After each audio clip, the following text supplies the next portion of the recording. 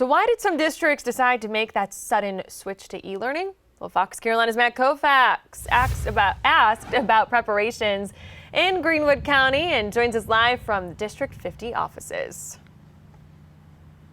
Yeah, Tori, well, District 50 says it was a precautionary, a safety issue. After reaching out to officials there, I reached out to Greenwood County Emergency Management, who say that they're kind of in a wait-and-see approach. Now, if you look around me right now, we went down the street from the District 50 offices. We're at one of the local middle schools right now. It's been raining on and off here for the last hour. You can see this is well past the soles of my boots. The ground already really saturated right now. Officials say that's not great if the rain picks up over the next several hours into tomorrow.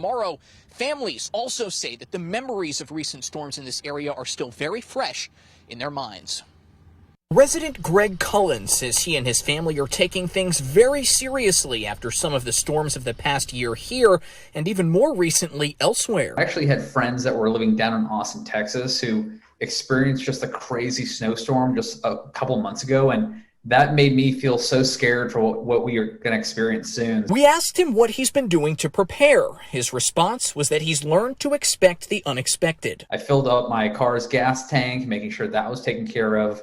I got some gallons of water and non-perishable foods. Our health, that's priority number one. Jonathan Graves with Greenwood 50 says going to e-learning Thursday is a precautionary measure after recent weather reports. If there is, for some reason, some type of power outage in an area, there is a grace period when it comes to those e-learning days about the time that somebody can complete those assignments. He says having families and buses full of kids out is too risky right now. Luckily, he says the pandemic has made this transition easier. We have the potential for severe storms, a real high potential with isolated tornadoes. We could have some localized flooding. Finally, Greenwood Emergency Management Coordinator George McKinney says they're gassed up and ready to go, but there's not much more they can do until they have to respond. We don't know where they may hit and stuff. So that's a big issue that we have through here too. They're even more unpredictable than a hurricane is. He says residents should err on the side of caution and pay close attention. Cullen agrees. The worst thing we could be in right now is like trying to think that like the very last minute that you can prepare for this.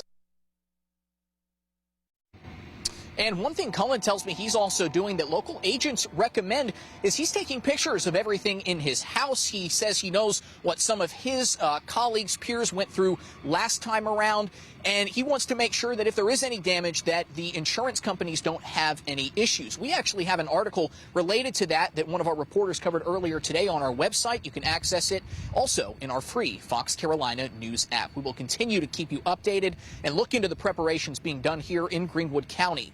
Matt Kaufax, Fox Carolina V, 10 o'clock news.